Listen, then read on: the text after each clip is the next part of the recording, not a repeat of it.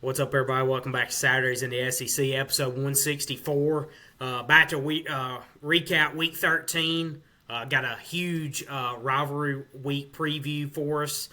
It's going to be an unbelievable weekend of college football this weekend. Always is during rivalry week. It's hard to believe we're wrapping up the regular season.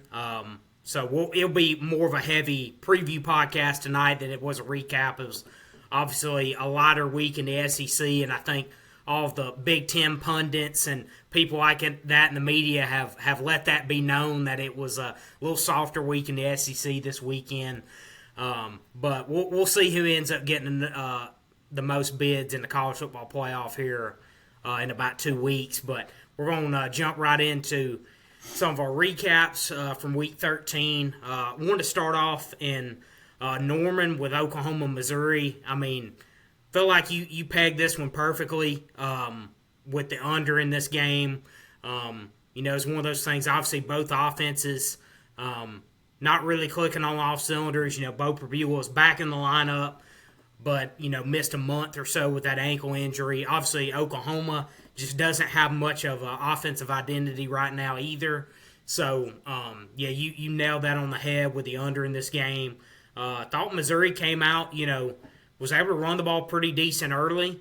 Was able to, I thought on a couple of occasions wasn't as aggressive on fourth down as I expected in this game. So that was a little bit surprising, particularly on the first fourth down early in the game, being in the red zone. I thought they'd try to put 7 on the board because obviously, wasn't going to be a track meet, but you needed to be able to put 7 up early. I think that would have put them in a little better position. But all in all, Oklahoma's defense, their special teams, they continue to win games with hardly any offense. I mean, that's kind of become their identity, especially the last half of the season since the John Mateer injury. Haven't had much offensive success, but they've been so good on defense. They've really flipped the turnover margin. It was, in the negatives early on. I believe over their last 3 games, it's +6. So that's a huge, huge improvement from where they were earlier in the year. Obviously, special teams, they're about as good as anybody, it feels like. Tate Sandell, obviously, is one of the better kickers in the country. So they continue to dominate in those areas. And honestly, that's going to win you a lot of games, I think. That's why you've seen this Oklahoma team come on. They've been so strong in those areas. And obviously a big win for them. They still, control their college football playoff destiny. If they win against LSU this Saturday, they'll be in. And just got to give Brent Venables a lot of props, though, because, it was that midseason portion where you could have seen it taking a downturn, especially the way the offense has been playing. And you got to give them a lot of credit for kind of, not that they were going down the drain or anything, but they were kind of at a, I guess a turning point a little bit, in their season, and they were able to kind of really, have an upward trajectory in the second half of the season. It felt like it could have went the other way too. If they don't have the turnover margin in their advantage, maybe it goes differently. So just want to give them a shout out how well they've done in those 2 phases of the game, and obviously it was a huge win for them and one step closer to a playoff berth for the Sooners. Yeah, exactly. This game played out just about like I expected it. Outside of really one play for Oklahoma, there wasn't really any explosive plays. Satania took it 75 yards to the house or whatever it was on that little slant route. I thought that was a great play call. Little sidearm pass there from Mateer looked really good, but other than that, it was pretty boring game, honestly. But again, I was happy with it because that's exactly what I thought was going to happen. So won some money on that. Early on, like you said, the first 2 drives, Ahmad Hardy looked like he did the week previous, and I was like, man, this guy's on pace to probably go for 150 today. And then after the second drive, Oklahoma's defense, they settled in and they made every play, and they didn't let them run on them anymore, which, again, was not surprised by that. Prabula, he did better through the passing game than I expected him to. Not that he ran a lot, but he had a couple of carries, and I was like, man, this dude's coming off a dislocated ankle. I can't believe they're allowing him to run the football.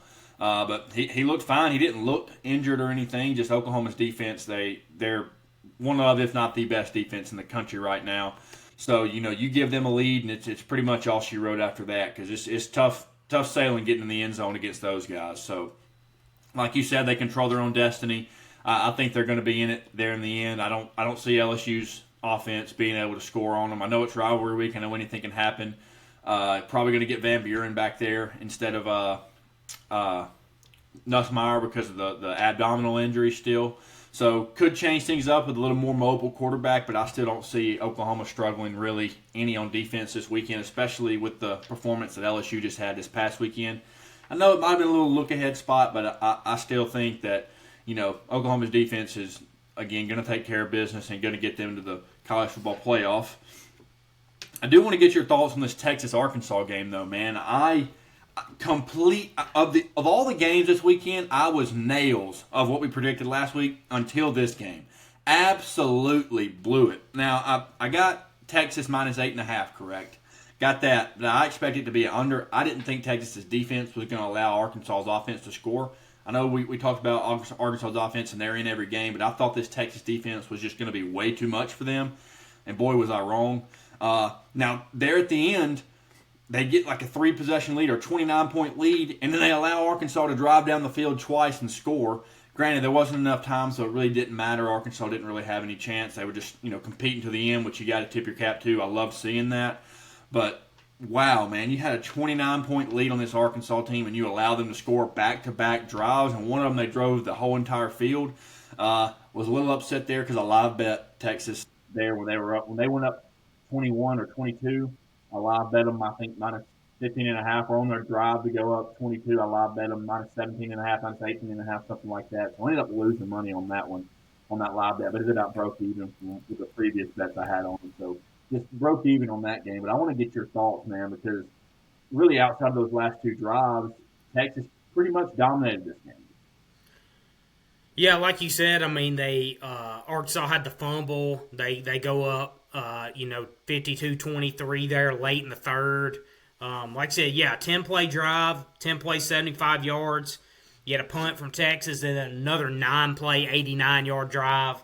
Like I said, to cut it to 15 there. And, I mean, like you said, the game was decided, but definitely made it, look a little bit more respectable there. It was a pretty close game. Halftime was 24-20. Obviously they had a tough game against Georgia, but the Texas offense definitely has trended up more the last 3 or 4 games. They had a really good performance, especially late against Mississippi State, against Vanderbilt, and then obviously in this game.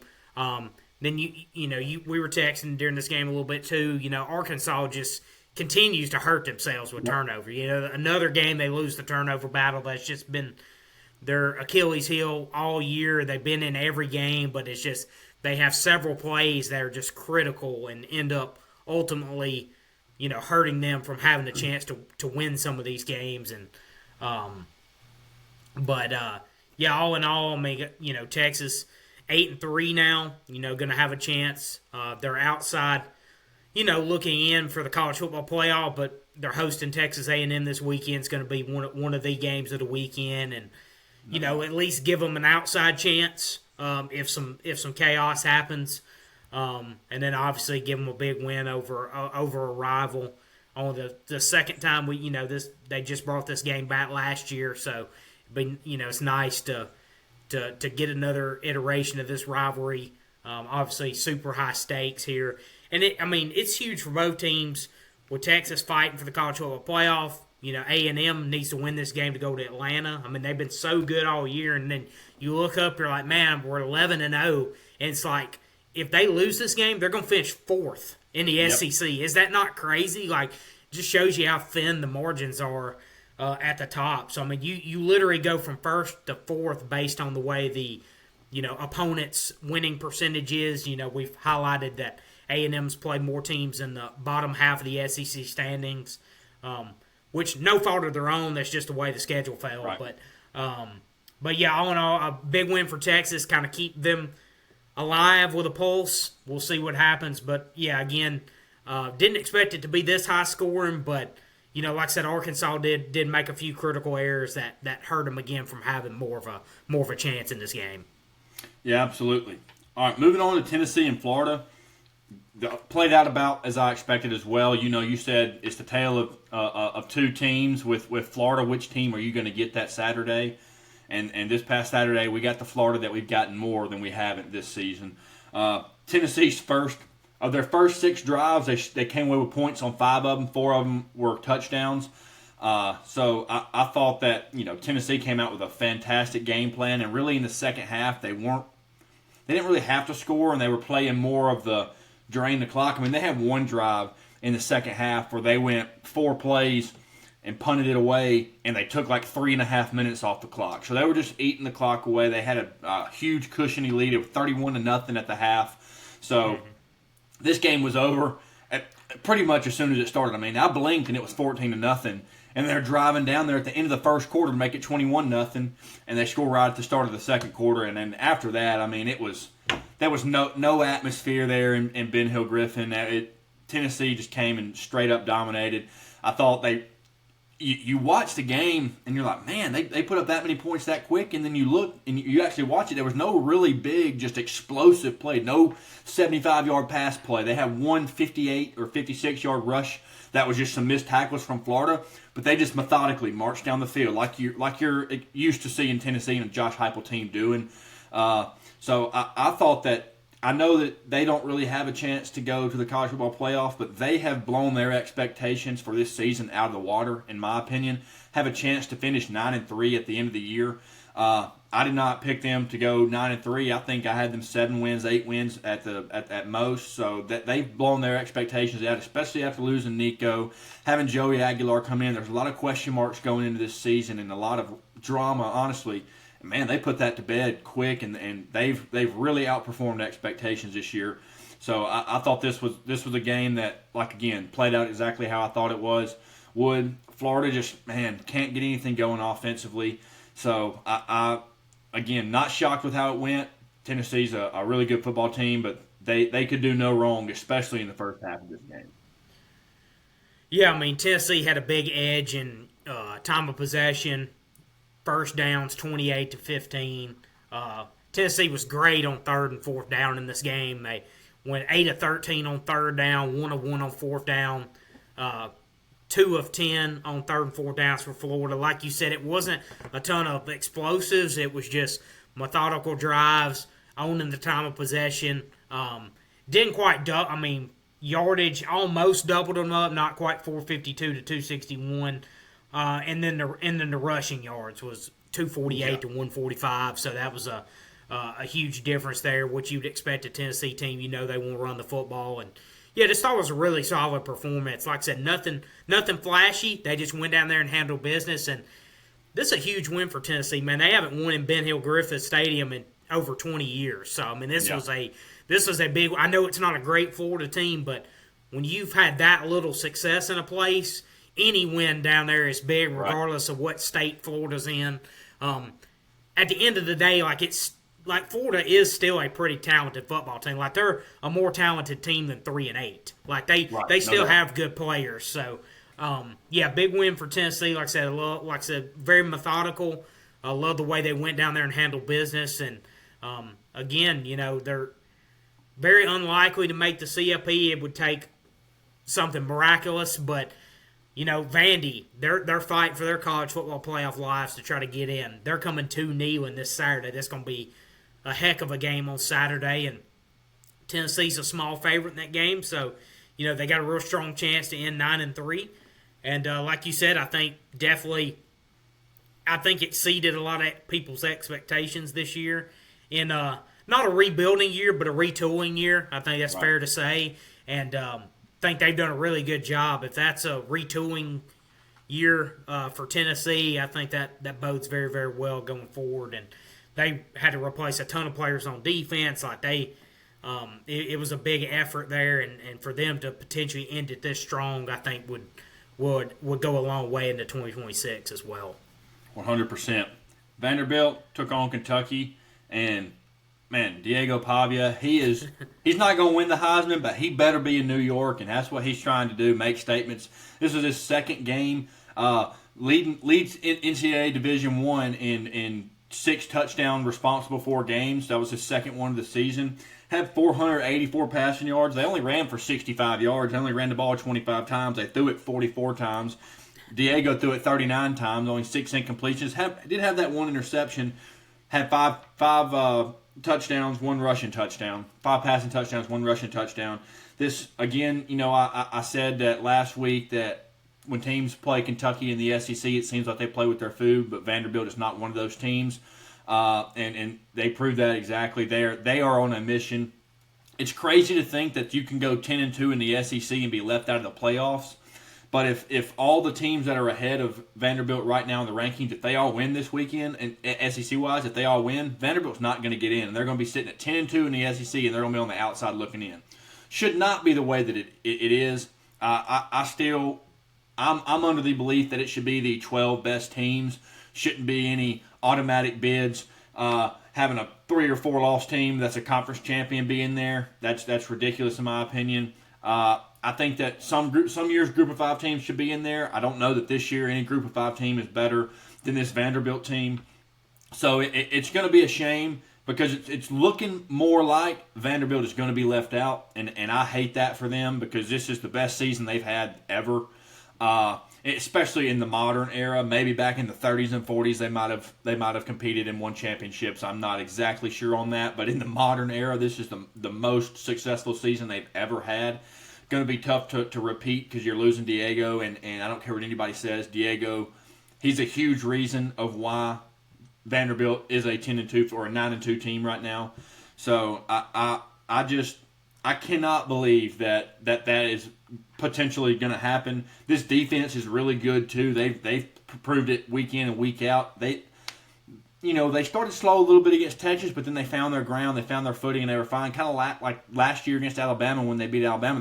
They kind of started off slow, and they found their footing and were able to fight back. So this defense forced 3 turnovers this weekend. I mean, they look really good. This is a playoff caliber team, and I hope for their sake, I'm not pulling against anybody else necessarily, but I just really hope for their sake that they find a way in because, man, what a story would that be? Going from the doormat of the conference to for years. For years, you're the doormat of the conference to going to the college football playoffs, and I think they're good enough to win 1 or 2 games and compete for a championship. I thought Diego was full of beans when he was saying that, in the summer, and I kind of joked about it on the podcast, but my God, he's proven us wrong. It's so crazy to think that an SEC team with 2 losses can be left out. And then there's a team with 3 losses in Texas who I know beat them head-to-head that potentially could work their way in. The college football, it's broken a little bit, honestly. The college football playoff format is broken, in my opinion, and now they're trying to expand it and make it more teams.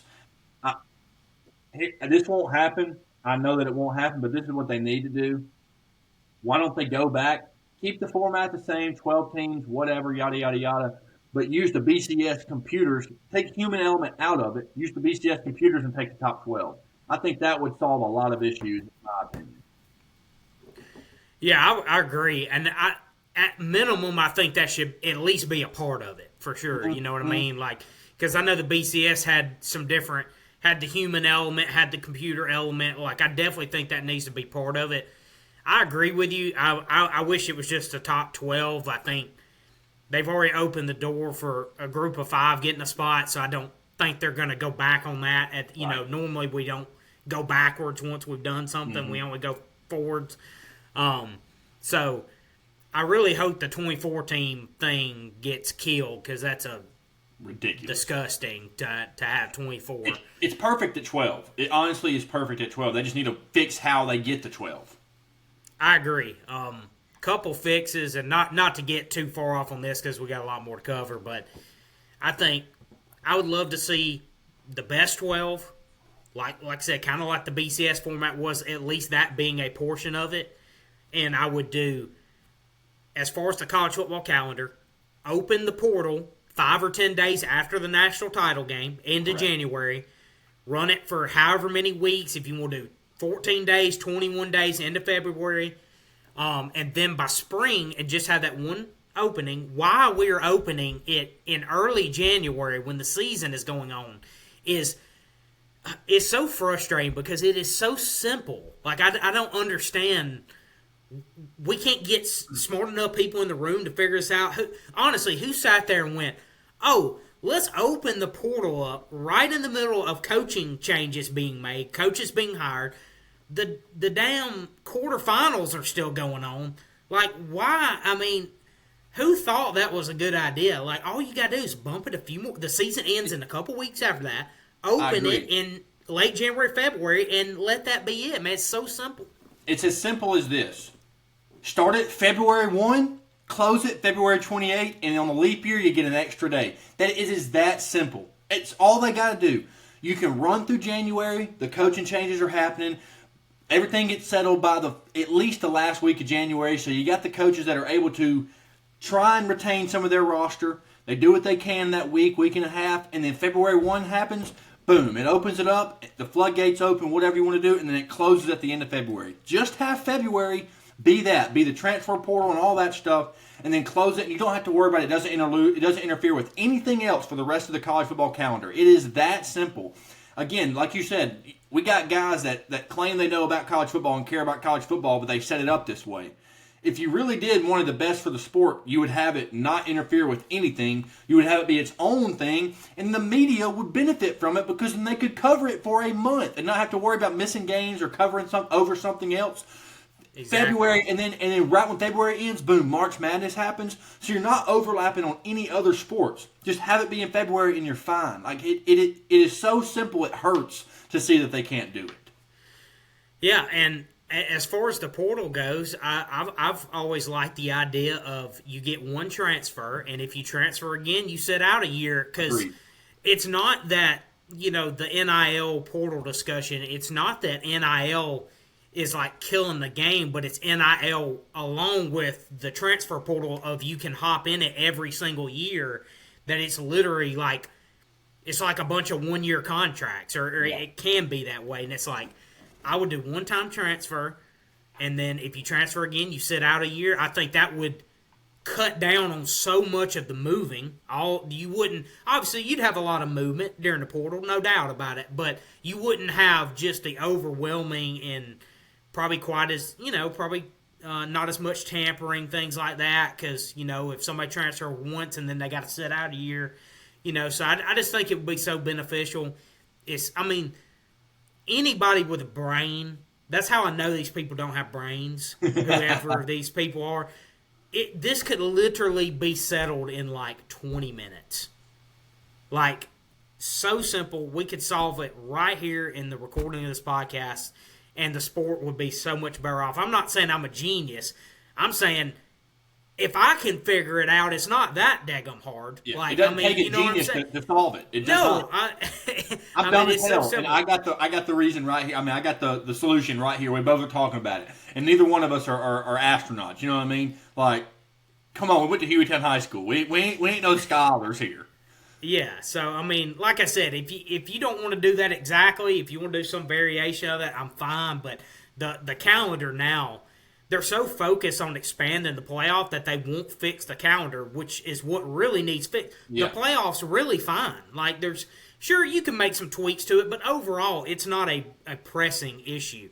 Like, we don't have to expand it to 16 or 24. Like, that is not necessary at all. The calendar is necessary in needing change, and they won't do it. At the end of the day, it boils down to money, more playoff games, more money. That's what they're worried about. That's what their eyes are on. So they're not worried about the calendar and who that affects. But anyways, I rest my case on that if you got anything else to add. What worries me about that, what you're saying, because you're 100% right. Money makes the world go round. The more games, the more money they make. But what worries me about that is it waters down the product, in my opinion. The more you add, the more teams you let in, the more watered down the product is, the less eyeballs those games are going to get. You're not really making more money. At times, you might be losing money. So that's what that drives me. Now, if a football game's on TV, I'm going to be watching it. I'm going to be one of the ones tuned in. But you got games that are getting 15+ million to 20 million views. Those games might get 5 or 6. You're not really making that much money if you're adding some watered-down products in it. So I still stand firm on it. 8 teams is the way to go. No automatic bids, 8 best teams, whatever. But we're already at the 12, so just give me the 12 best teams. It'll never happen. Not in the near future anyway, I don't think. The only thing that's going to change about it is, like you said, add more teams. I digress. We could go on about this for weeks. We could sit here for weeks and never stop talking about this. So we'll move on to the rivalry weekend, best weekend of the year, but also saddest weekend of the year because it means college football's over. I mean, hell, we were just doing our previews, and now I blink and we're here in rivalry weekend. Half the teams' seasons are going to be over after this week, so fun part of the year, but also sad part of the year. Thanksgiving. It's I love this time of year, but also, man, I start getting a little sad because I know that there's light at the end of the tunnel, and I'm going to be sitting here twiddling my thumbs for the next 7-8 months. However, moving in, Egg Bowl, we got to talk about it. Lane Kiffin, coaching in the Egg Bowl, playing on Friday. His decision's coming out where he's going on Saturday. Ole Miss is a 7.5-point favorite. Over-under set at 62.5. Man, I think that's a pretty big line. But also, I think Lane Kiffin's going to do what he can to put as many points on the board as he can. The defense is the weakest part of this Ole Miss team. Not that it's super weak, but this Mississippi State team, I feel like is going to be able to get some at times. I think Ole Miss covers a 7.5. If I had to pick the over, I'm not. But if I had to, I'd go over 62.5. I think that Levy's going to pull some stuff out of his hat. But I think Ole Miss covers 7. And I texted you a few weeks ago. I said, man, I've got to stop riding with Ole Miss because they burn me every time. They burn me by half a point or 2 points. They get so close and they burn me. I think they're gonna finish it out this week. I think Ole Miss gets it.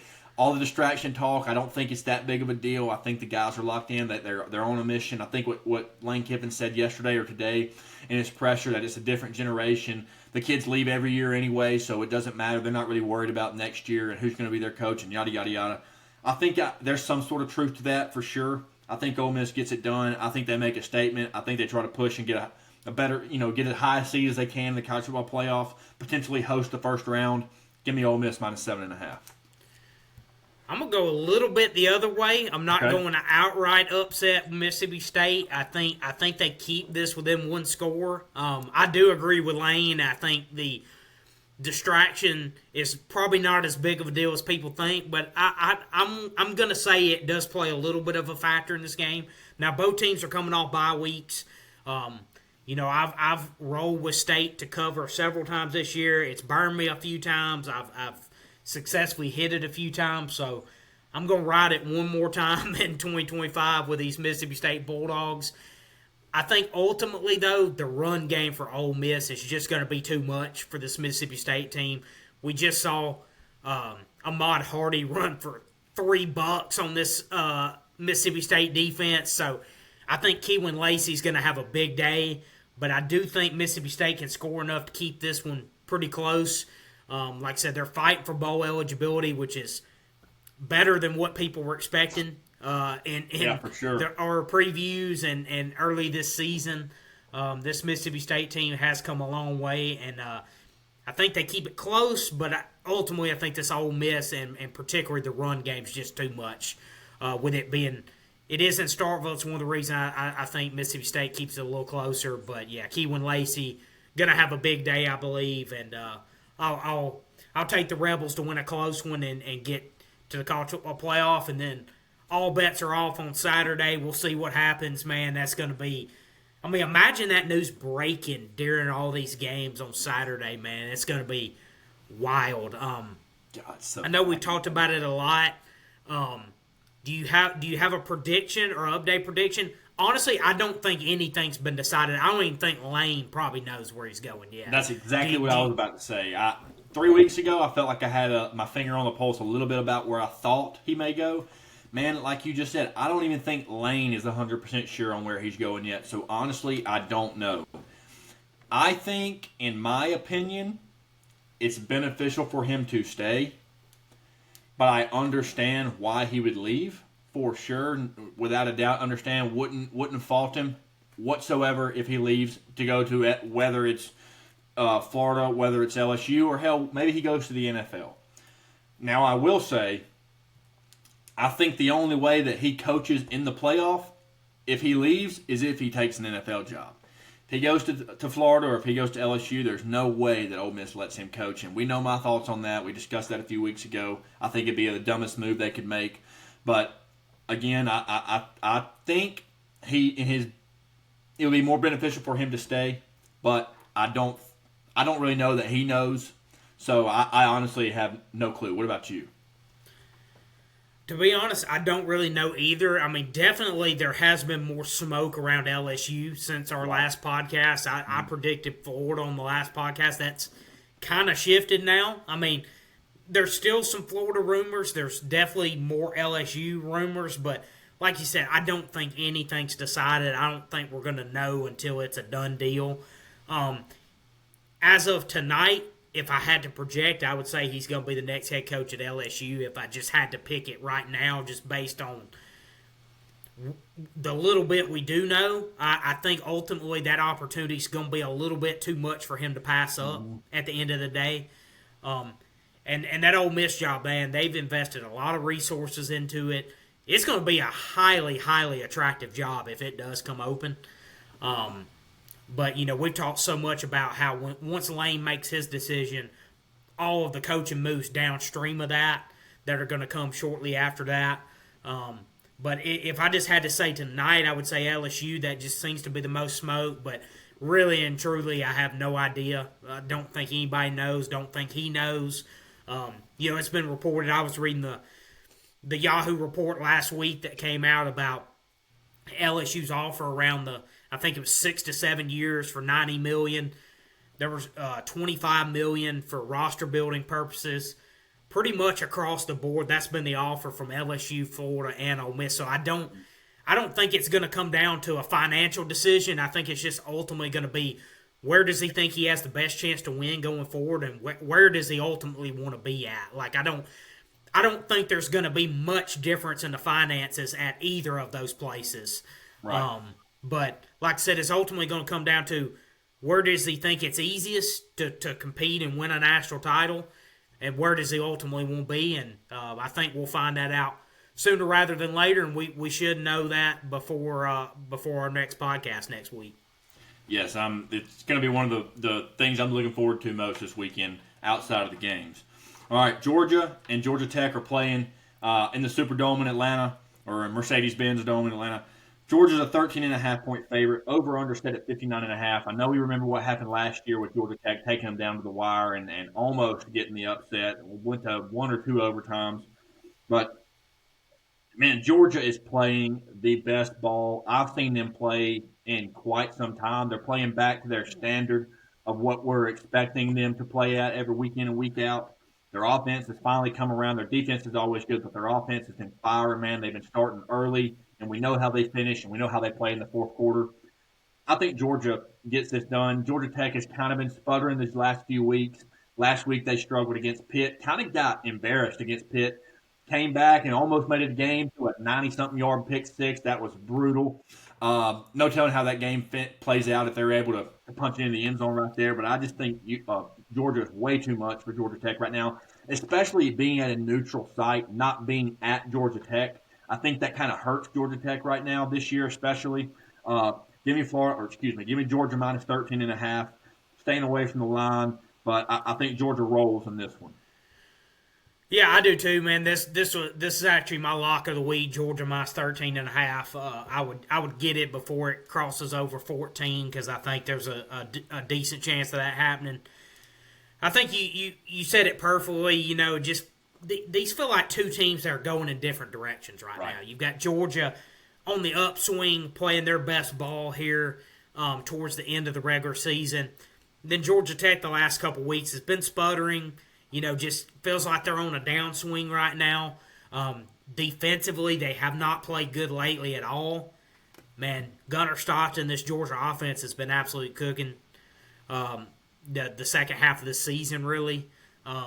So, yeah, I like Georgia. And I'm not one either. I haven't called many blowouts this year at all. I can probably count on 2 or 3 fingers how many blowouts I've called this year. But I think Georgia ends up winning this game pretty decisively, honestly. I just don't. Georgia, obviously still a decent chance to make the SEC championship. but they got to have some, A&M lose at least. So we'll see what happens there. But, yeah, I just love the way this Georgia team's playing. That was really a must-win game for Georgia Tech last week against Pitt. If they win that, they're in the ACC title. Obviously, if they win that game, they're in the playoff.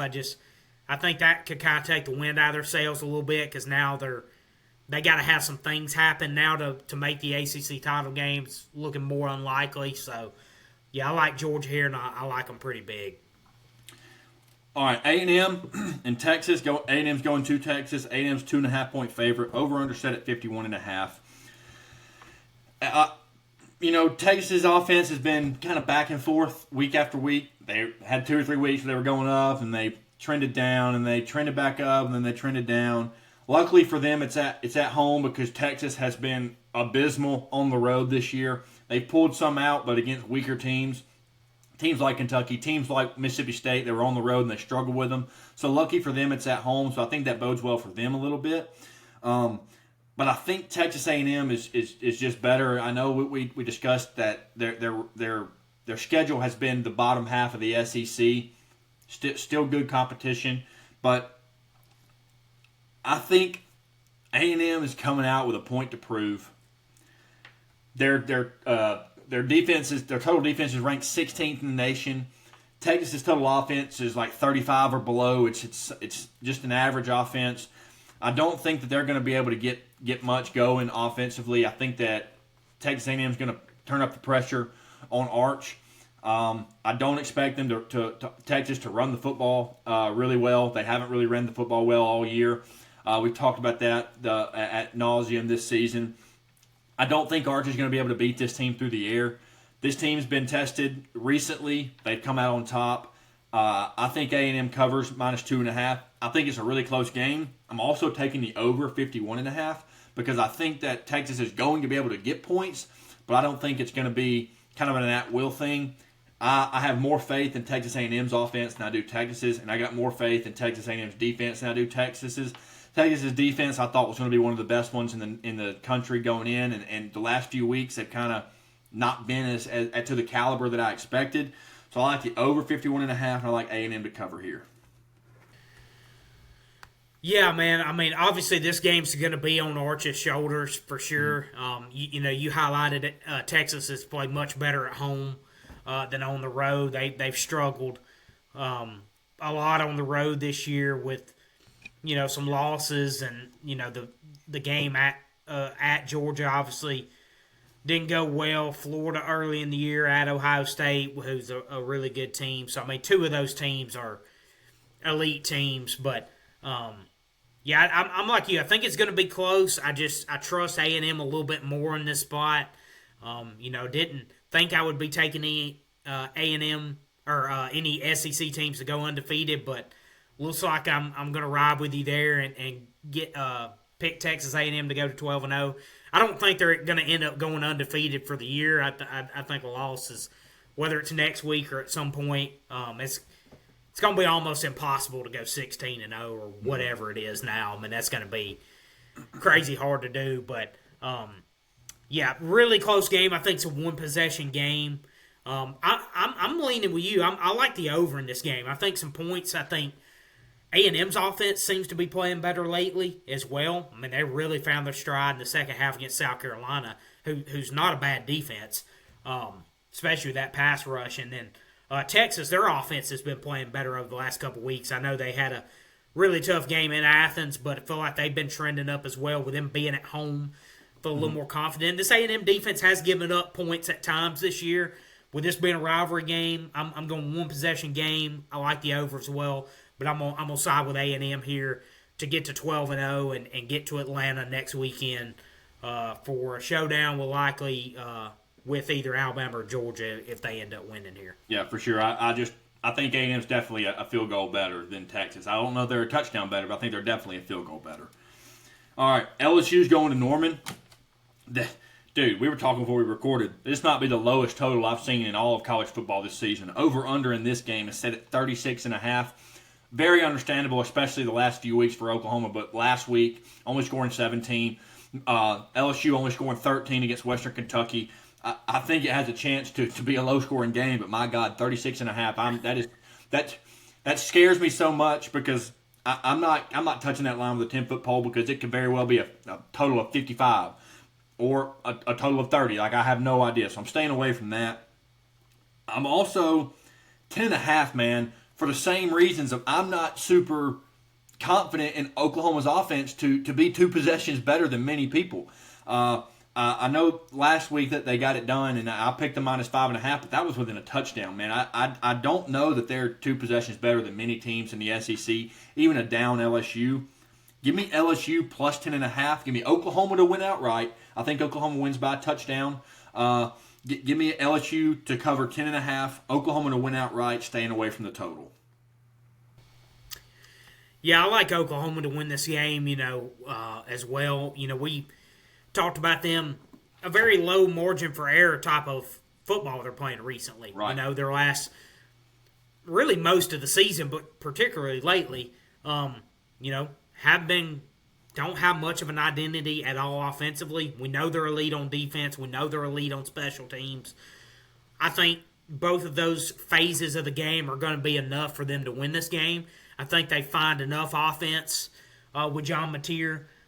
But, yeah, I'm like you. I'm not touching the line. It's just neither offense is clicking. It's just a double-digit line with that low of a over-under total is just kind of a red flag for me. So I feel comfortable that Oklahoma's going to win this game. I think they're motivated. If they win, they're in. So I think they're going to come out and handle business. But I don't think it's going to be the prettiest thing you've ever seen either, the way – this LSU defense is still a really formidable unit. So I like Oklahoma to win here as well. I think they're going to punch their ticket to the college football playoff. I think, if they can get a couple turnovers in this game like they've done the last couple weeks, then maybe they cover this line. If it goes like it has the last 3 weeks, would not surprise me. But that's not something you can really bank on, though. Right. So I'm staying away from this. But I do feel pretty confident that Oklahoma wins this game. All right, Vanderbilt going to Tennessee. Neyland's going to be rocking. Like you said earlier, Tennessee's a slight favorite, 3.5-point favorite, over-under at 65.5. I think Vanderbilt's the better football team. I think that they're still fighting to make college football playoffs because you get a couple teams lost here and there, they're in. If they win this weekend and then 1 or 2 teams loses, they're in. I like Vanderbilt plus 3.5. I like Vanderbilt money line. I like over 65.5. I like a lot in this game. So give me the over. I think the points are going to be scored in this game. I think Josh Heupel's going to have a great plan offensively. I also think Clark Lea's going to have a great plan offensively. I have a little more faith in Vanderbilt's defense than I do Tennessee's defense. If Vanderbilt doesn't struggle tackling like they do, just sporadically they'll just decide, man, we don't want to tackle today. That'll happen a drive here, drive there. If that cuts out, I think Vanderbilt wins this game. It's also Pavia's last college football game. He's going to give everything he's got to make sure he goes out a winner, especially against their rival Tennessee, have a chance to go to the playoffs. I like Vanderbilt money line here. I don't have it in front of me of what it is plus whatever, but I'm taking Vanderbilt to cover. I'm taking Vanderbilt to win straight up, and I'm taking the over 65.5. No, I like your analysis. I think points are, it's going to be lighting up the scoreboard and Neyland more than likely. I think both these passing games, the way they've been clicking, is going to be a fireworks show for sure. I think with it being in Neyland, I'm going to go opposite. I'm going to go Tennessee here. Okay. I think they spoiled the Vanderbilt party. I think it's a one-possession game, though. I think it's going to come down to probably the final possession of the game. I think that the overall Tennessee offense going to be a little too much in Neyland with Joey Aguilar. I love the way he's playing right now. I think the run game can get going a little bit too, but both these secondaries are vulnerable, so I think, like I said, both quarterbacks are going to have big days. I'm not really super confident either way here, but with it being in Neyland, I'll lean Tennessee. I think it's going to be an electric environment. Biggest Vanderbilt-Tennessee game that I can ever remember in a long time with the stakes that are on the line. So I'll side Tennessee here, but this is going to be right up there with probably the most entertaining game of the weekend for sure. So I'm super excited to see this game at 2:30 on Saturday. Missouri's going to Arkansas. Missouri's a 2.5-point favorite. Over/under set at 57.5. I think we might have Ahmad Hardy go for another 300 this game. Man, this Arkansas defense is just atrocious. If I could bet on that Arkansas is going to have a turnover, I'd bet on it because at damn near every game they have a turnover. They have something that kills them. I think Missouri is going to be too much offensively for this Arkansas defense, which is not saying much. I mean, Auburn put up 33 points with Hugh Freeze on the sidelines on them, or 23, whatever the total was. I can't remember. But Arkansas is going to allow Missouri to score. I don't know how much Arkansas can score without getting in their own way. I like Missouri to cover this, -2.5, and I like the over 57.5. Had a funny comment on our TikTok on our pick last week. You know, I picked the under in the Texas-Arkansas game. I said I thought that Arkansas wasn't going to be able to score much. Obviously, was wrong on that. Missed the over by like 40 points, or the under by like 40 points. And it was an Arkansas fan commented and said, never take the under when Arkansas's defense is on the field. So I'm listening to his advice. I'm taking the over 57.5. I think Ahmad Hardy's going to have a huge day, and I think Missouri covers 2.5. Yeah, I like Missouri -2.5 in this game. I actually took this a day or two ago, so that's probably one of my favorite picks of the weekend. Like you said, I think with this Arkansas defense, it's just a bad matchup with Ahmad Hardy. I think this Missouri team wants to finish the year strong, getting to 8-4, which would be a solid season for them. Not quite what they've been the last couple years, but I think would be, really solid season for them.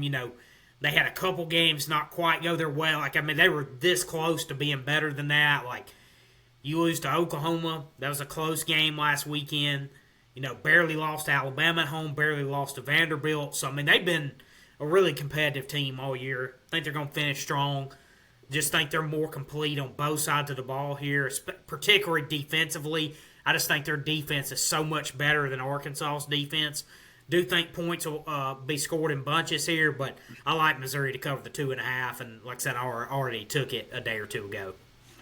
All right, the Iron Bowl, our favorite game that we're looking forward to this weekend. Alabama's a 6.5-point favorite. Over/under set at 46.5. Auburn's putting Ashton Daniels back in. They reserved his red shirt last week by keeping him out, letting Deuce Knight play against Mercer. I think Bama is the better team. I think talent-wise, they're about even. It's probably the most equal roster that we've seen in quite some time in the Iron Bowl. But I think as a whole, as a team, I just think Alabama's better. I know it's at home for Auburn, so it's in Jordan-Hare, so that helps Auburn for sure. But I just think this Alabama team is going to be too much for Auburn. They're going to be able to move the ball through the air. Auburn's defense has been much better since the second, third week of the season on the pass game. But the pass game from Alabama is so elite. I know that they're going to be able to get there to move down the field through the pass game. I'm confident that Alabama's not going to be able to run the ball really well. I think Auburn stops the run really well, and Alabama struggled to run the football this year. So I think that they're going to have to rely on Ty Simpson to go and win the game. I think he's more than capable to do so. I think the line is about right. I think Bama probably wins by a touchdown, 28-20, 28-21, something like that. It's probably what I'm feeling. I'm taking the over in this game as well. Like I just said, that'd be 49 points or 48 points. The over-under's at 46.5. I think Auburn's going to get some early, if I had to guess, because when they get some against people this season, even with a bad offense, with Hugh calling it, they've got it early. So I think that Auburn's going to have a chance to get some points early. I think the over hits in this game, but I also think Alabama covers 6.5. Yeah, to me, I look at this game. I think the path for Auburn here is, I think it's going to be similar to that Oklahoma game that they had in Tuscaloosa. I don't think it's going to be one of those games where either team's putting together 75, 80-yard drives. I think both defenses are going to need to help their offense out with some short fields. I think would be huge in this game. If Auburn wins the turnover margin, I feel good about their chances to win the game. So Alabama's got to cut down on the turnovers. To be honest, though, what gives me pause is this offense has regressed over the last couple of weeks. With the passing game, hasn't been as in sync as we saw earlier in the year. Fair. You know, they went to Athens and converted 13 of 19 third downs, which I don't think they need to do it to that level in this game. But at the same time, you're just not seeing quite the same efficiency, even in the intermediate passing game. They don't throw the ball deep very well. I think they have the guys capable of doing it, but they just have not executed that this year very much at all. They don't. I think the run game's been a little better. I mean, not really taking the East Illinois game into effect, but I know the numbers weren't great against Oklahoma, but I thought there were some positive signs, a few better runs in there. I mean, not anything to write home about, but if they can just run the ball enough to kind of ease a little pressure off of him would be big. But I think this game's going to come down to turnover margin. Like I said, setting your offense up with some short fields. I think the over-under's probably about right. I think 28 wins this game. 24-28, I think wins it. Like I said, I'm not going to take the over/under. But like I said, to me, this game's in Alabama's offense's hands. They have to answer the bell. This defense has played great all year. Like, this defense has been, statistically, I think, number one in the SEC and SEC play, scoring defense. They've been right there. 9 in the country on total defense. Yeah, so, I mean, this defense has more than answered the bell. They have been playing great football really all year, but particularly as of late. I know they haven't been playing great rushing offenses, but that number's come way down. It was like in the 90s or 100s earlier in the year. It's down to 32nd now.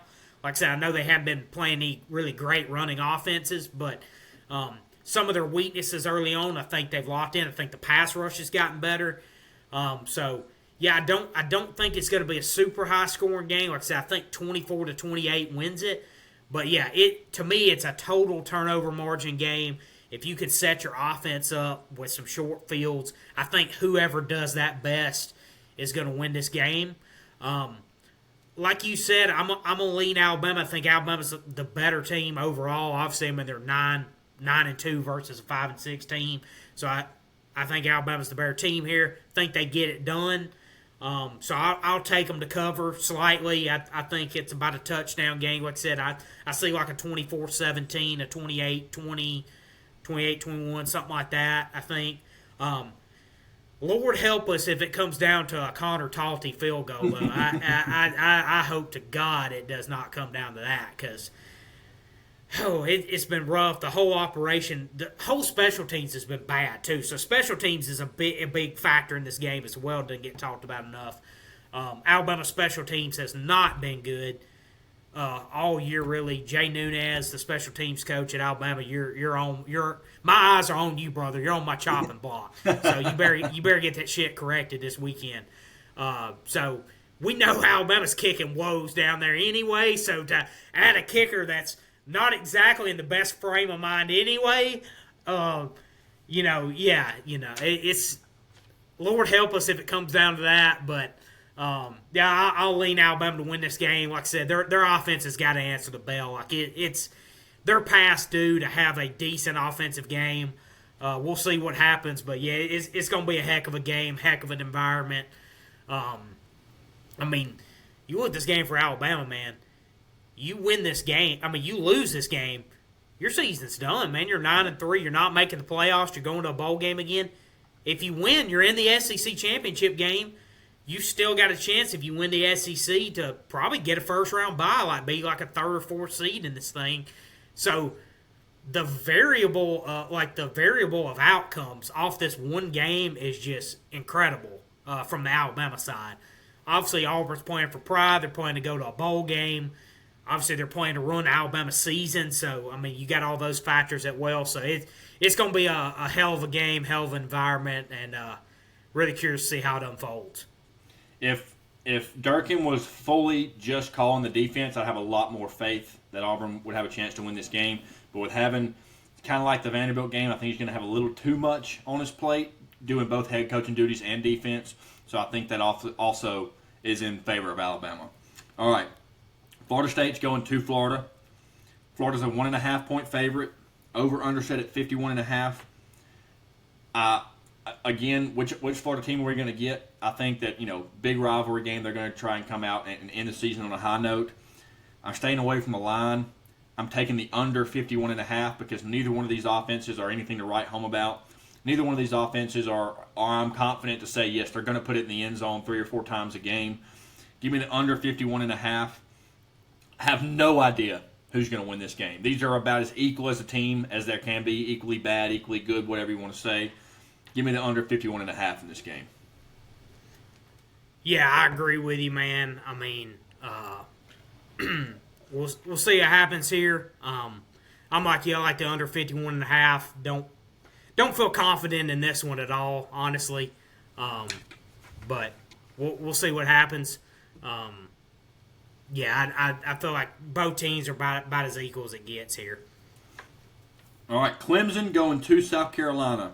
South Carolina's a 2.5-point favorite, which is the first time we've seen South Carolina be a favorite in this game in quite some time. I don't remember if they were probably favored last year as well, but before that, it was all Clemson for years and years. So over/under set at 46.5. I think that Dabo's going to have his best game plan ready. I think that Shane Beamer is coaching to try and get a little bit of the heat off of him, try and get some pride in this football team. I have more faith in South Carolina's defense than any other position group in this game. I think South Carolina finds a way to get it done. I think they at least win by a field goal. I'm taking South Carolina to cover. It may bite me in the ass, but I'm taking South Carolina to cover. Yeah, I think I'm rolling with South Carolina too. Obviously, it's not been the season they've wanted to at all, but give them a chance to salvage something here at the end of the year. And definitely hadn't been the year Clemson expected either. I mean, this was a very popular playoff pick. So to potentially be 7-5 or 6-6 to end the year is, a pretty disastrous season for them. So I like obviously the edge rushers of South Carolina. I think they can have a huge impact in this game as they have. Curious to see South Carolina's kind of mental state, after that game against Texas A&M, for that to jump out to that kind of lead at halftime and end up not closing the deal in that game. But I think they've had a little time to reset. So, again, this is not one that I'm super confident in at all. Like I said, I think at this point you just never know how these types of teams are going to come out, where their mindset's going to be when you've had a really disappointing year. But I'll lean South Carolina to get it done and, like I said, salvage a rivalry win for this season. Kentucky's going to Louisville, taking on their in-state rival. Louisville's a 3.5-point favorite, over/under at 47.5. I know this past weekend, Kentucky really did not play very well, but the 3 weeks previous to that, they kind of found their stride. They found a little bit of identity on offense. Had some turnover troubles last week. I think Kentucky gets it done. Give me Kentucky money line. I think they're a little more tested than this Louisville team. The hatred in this rivalry, I know we don't really get it as much because we're not around it a lot, but I'm around it a little more now where I live. The hatred in this rivalry is real. I think Kentucky finds a way to get it done. I think Kentucky's offense is going to find a way to manufacture points. Their defense, like I said, is always gritty, always hard-nosed, tough. Kentucky finds a way to get this game. Give me Kentucky money line. Yeah, I like Kentucky in this game too, man. Looking at Louisville, they've kind of been on a downslide here the last couple weeks. They've lost 3 straight games. A couple of those are really close losses to Cal and to Clemson.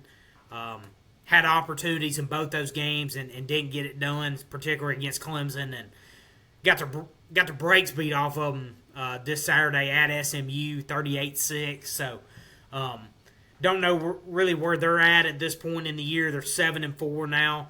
Kentucky's at 5-6, a chance to get to bowl eligibility. Like I said, they've come on as of late. I know Vandy obviously got the best of them Saturday, but they've been playing much better over the last 3 or 4 weeks prior to that. So I think Kentucky comes in this game motivated to get to bowl eligibility. Like I said, I think Mark Stoops is probably played his way into another year in Lexington, particularly the way Cutter Bowie's been playing for them and a young freshman quarterback. So, yeah, I'm with you. I'm gonna ride with Kentucky here. Like I said, I I think they're more on an upswing than Louisville is, and I'm sure both teams will be super motivated in this game, but I do think Kentucky's more battle tested, and I think they find a way there on the road.